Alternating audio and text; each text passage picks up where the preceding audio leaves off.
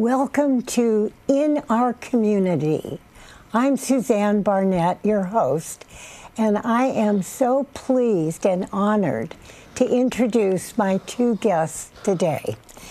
David Forderer is a disability advocate appointed by Governor Jerry Brown to the State Council on Developmental Disabilities. And David represents the Central Coast region.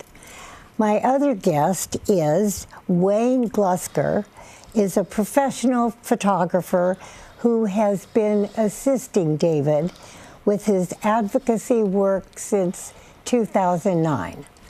Wow, welcome to both of you. Thank you, Suzanne. Thank you, Suzanne. You're so welcome. I'm so pleased to have both of you here. And what you're doing, David, is so important. And first of all, I want to find out, tell us about what you can from your early life. Well, the reason I got into it is because both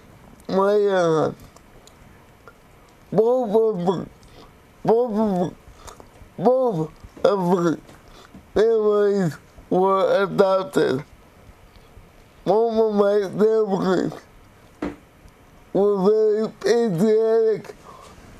My family that lived in New York and my adopted family when I moved out here. They were both patriotic families. And one of my heroes was President Kennedy, when he said, act not what your country can do for you, act what you can do for your country. Say a little bit more about your early upbringing, David, in New York. I grew up I was a product of the New York foster care system, where my parents gave me up at first because they did not know how severe my disabilities would be. Now, my biological parents gave me up at birth.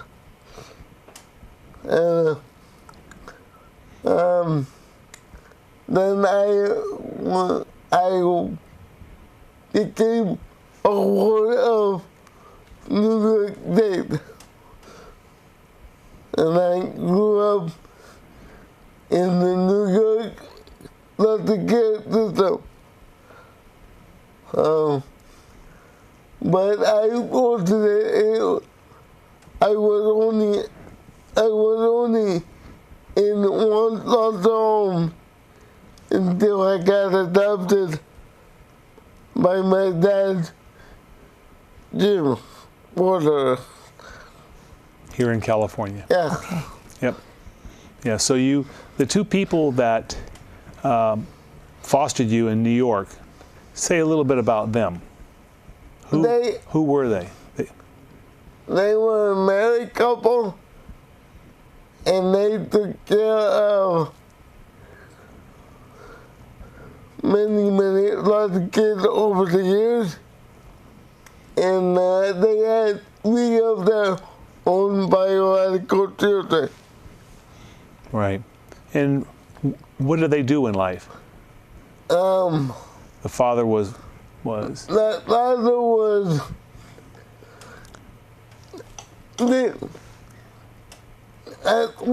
he was Navy. He was in the Navy. Oh, okay. He was in the Navy. Yeah. He was a Navy guy. Yeah. And then the mother was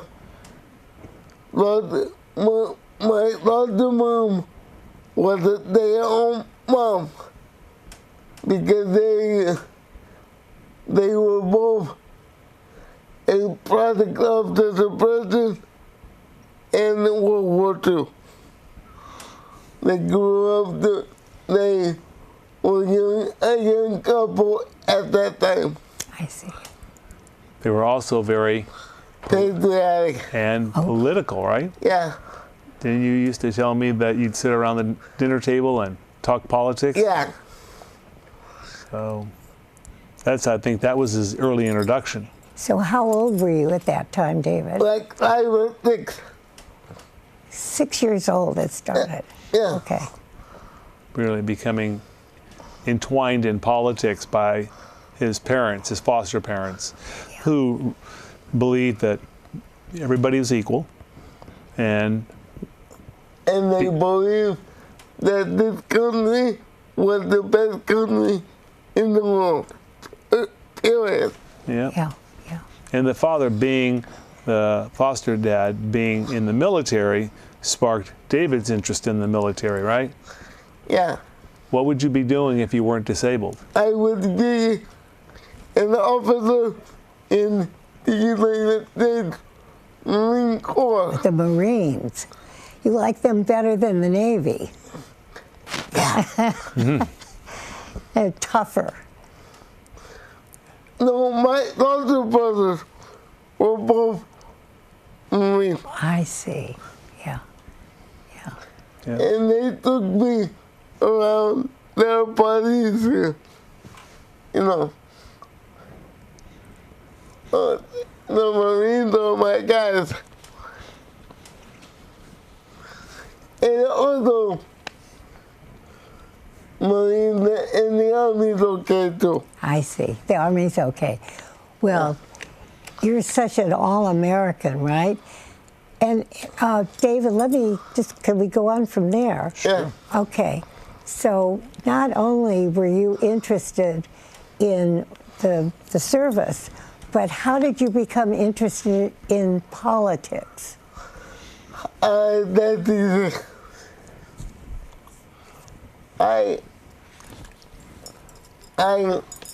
one of my heroes growing up was President. I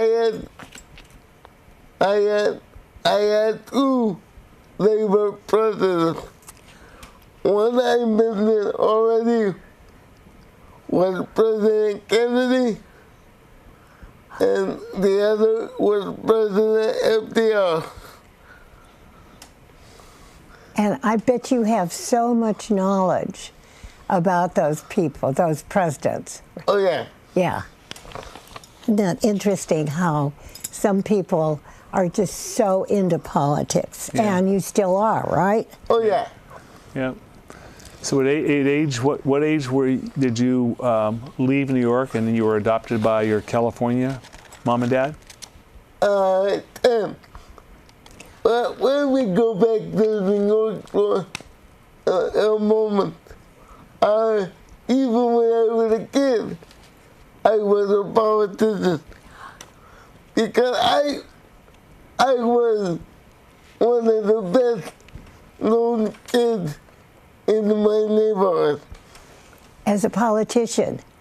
I basically ran that town because everybody knew me as a kid. And if anybody bothered me, the whole neighborhood would tell the kid not to bother me. Yeah, like a good politician, he had his constituency lined up from an early start. Everybody in the neighborhood. Isn't that interesting that just came from your heart, so to speak? Yeah. Yeah. And I love public service even to this day. He loves His public service, being a servant of the public has always been a passion of his, and his advocacy work and his political career, definitely. Yeah. Because every day I go to work at the council, I realize I'm there to protect the rights of over 40 million Californians with disabilities. Yeah. So, what happened after you graduated from San Francisco State University? Well, let's go back a little bit. His Okay. education started actually in high school, right, Dave? Yeah. Oh yeah, Yeah. let's talk about that. What happened in high school as far as your advancing your political interests? I was appointed to then Governor P. Wilson's education plan on 2020 for people with disabilities. As a high schooler. So Yeah. then Governor Pete Wilson picked him out to serve on a committee as a high schooler. So it started in high school, even furthering his political interests, right? Yeah. And then from high school, you then moved on to what college? De Anza in Cupertino, yeah. Yeah, De Anza Junior College. And what happened there as far as your politics? What happened? I was the first person with a disability that I know of ever elected to the Anza Council, the Anza College Governing Board with a disability. The governing board. Yeah, Yeah. student council Yeah. at De Anza. Yeah. Well, he was the first individual who was disabled to actually serve on that board. What an honor. Yeah. I was the first elected person. So he had to run for office. He had to get votes and everything. So again, early on, he's learning how to woo the constituency to help his career. How'd you do that? How did you get those people to vote for you, David? Well, a lot of them were my friends.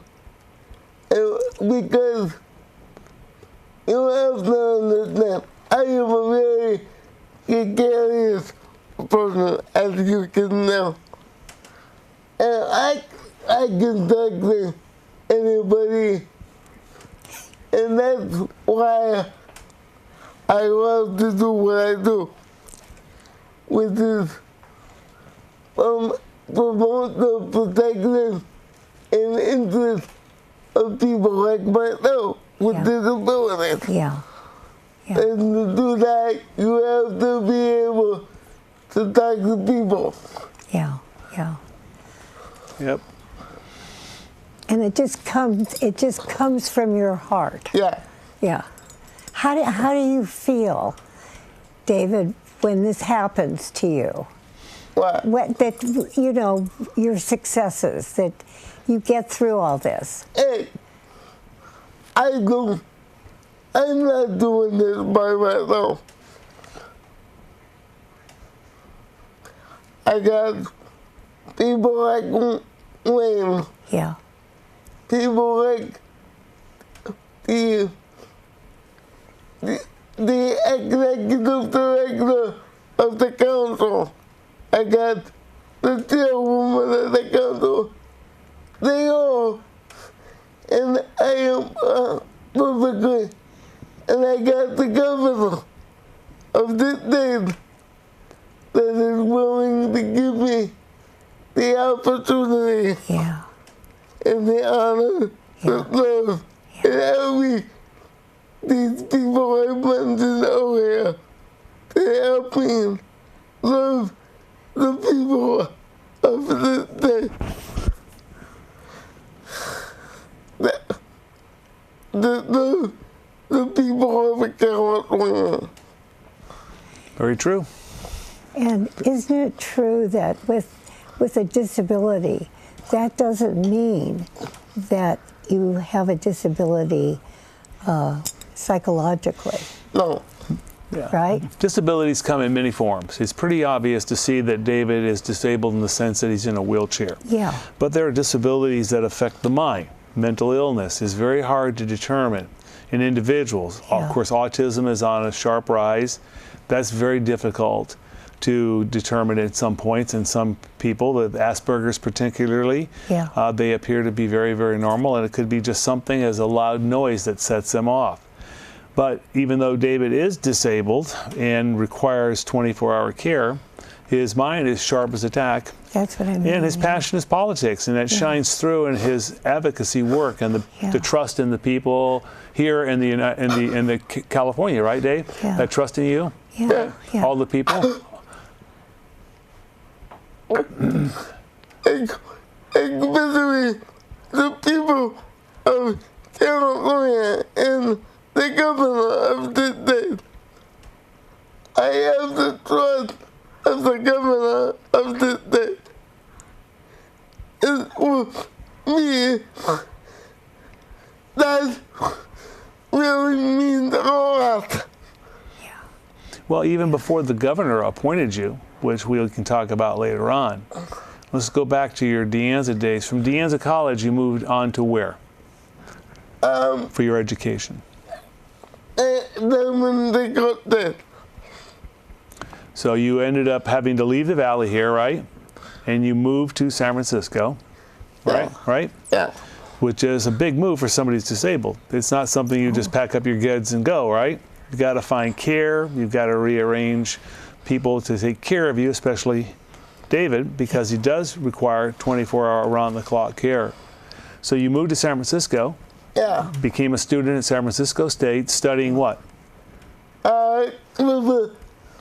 Criminal justice and international relations. That's why I think it's national security policy. Yeah, so international relations, specialized in national security. Wow. Yeah, so besides, right, law enforcement. Yeah. Yep. So kind of a double major there. Going to San Francisco State. Now, you got to realize at this time too, David, things weren't absolutely smooth for you, right? No. Yeah, the ADA bill had not been passed yet, so people that were disabled were still struggling to gain some sort of rights. I mean, it was passed, but they were still implementing the ADA. Right. It took a long time for people to even begin to adopt the idea that we need to treat people that are disabled differently than we've treated before. Back, of course, before I met David, I spent time back on the East Coast, and I remember distinctly living in Connecticut, where there was a state hospital where pretty much almost all the individuals who were disabled were locked up. And that's were the days of state hospitals. Yeah. There were very, very little of people living outside, and unless the family felt comfortable at raising that child, they were all put into hospitals. And they were encouraged. That's what most parents were encouraged to do. A business. The 1970s. Most parents were encouraged with disabilities was encouraged to put them in institutions. Yeah. So, straight from the hospital staff would talk to the parents and say, "Look, it's probably better off that your child go to a hospital where they get full care. They have people that know how to treat them, rather than you try to struggle at home." That was the mindset. Of course, in California, being the progressive state, things looked a little bit differently, although wasn't perfect by any means. So let's expound on your stay at San Francisco State. Things didn't go really well for you there all the time, too. What happened there? I had to take my university the course over non-compliance with the Americans with Disabilities Act. And what was the court case centered around? The elevators were not accessible, and the classrooms were not accessible either.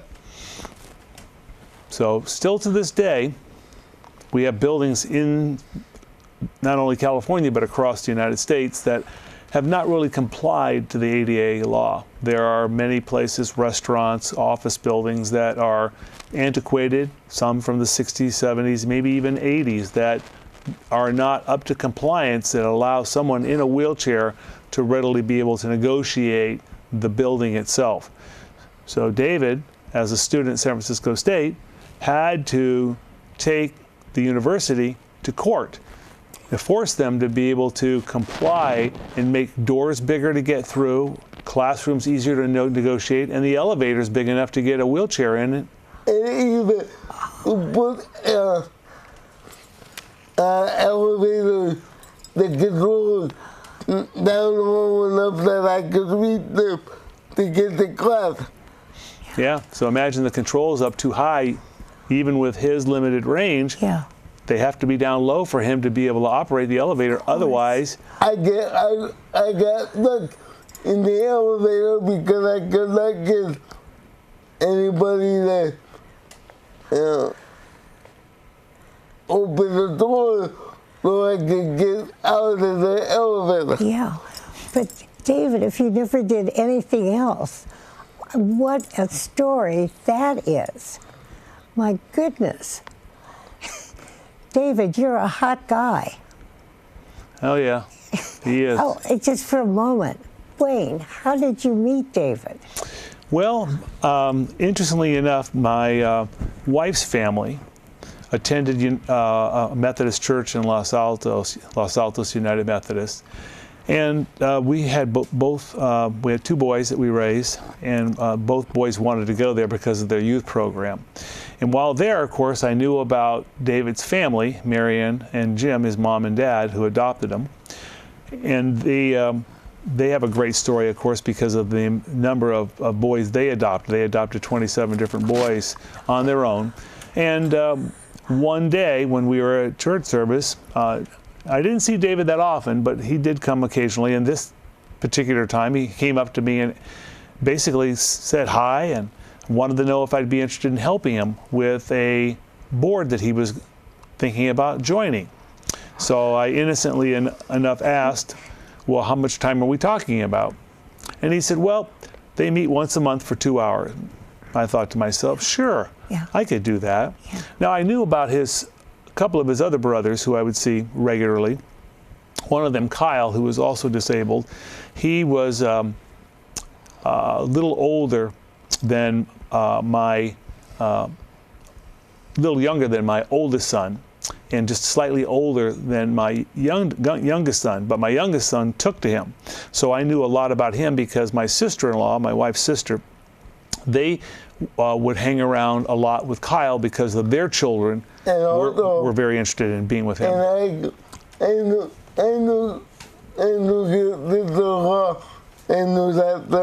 that family too, because at that time I was also very involved in the church.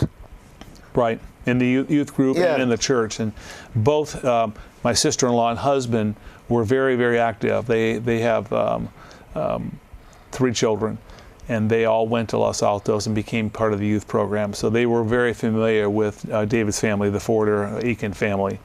And especially Mom. Mom would be, Marion Aiken would be the one who brought boys to church and still does to this day.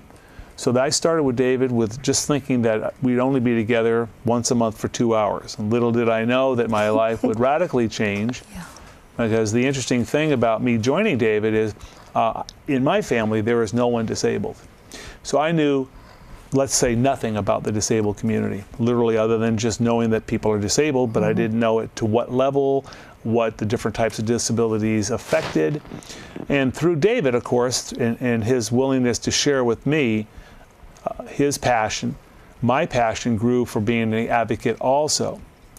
And as his career advanced in his political career, my tagging along and assisting him allowed me to grow exponentially also.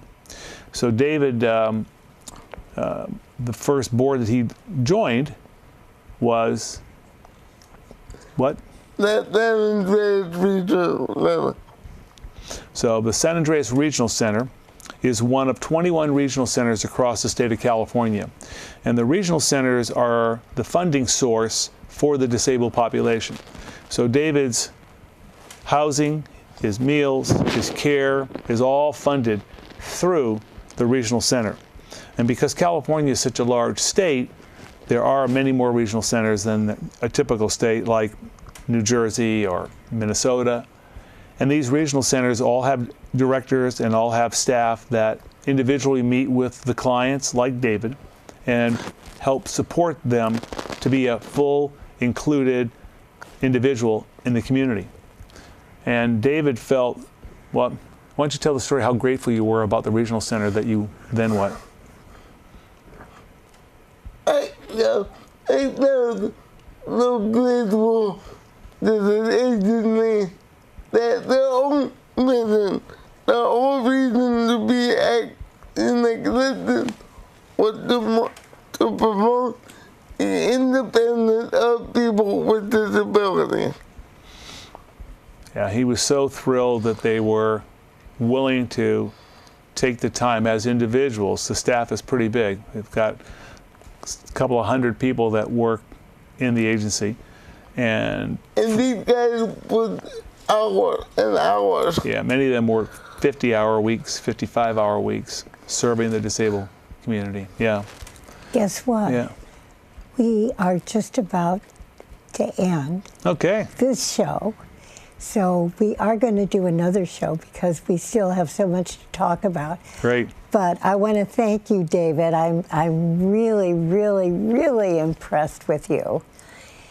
I just think you are wonderful. I really do. And what you're doing and your life story. And of course, what would we do without Wayne? Wayne is a blessing. Thank you. You are. Thank you. Thank you. And I want to thank both of you. We'll be back. And thank you for your time because this community though is a blessing to me. It allows the people in California to see what people with disabilities can do. Very good. Yeah. Thank you. Thank you. You're welcome. And I want to thank Robin and Bill. This is what would we do without you? And of course, I always say this. Wait till you hear this, David. I want to thank our viewers for watching, and I can't wait to see you next time. Bye-bye. I always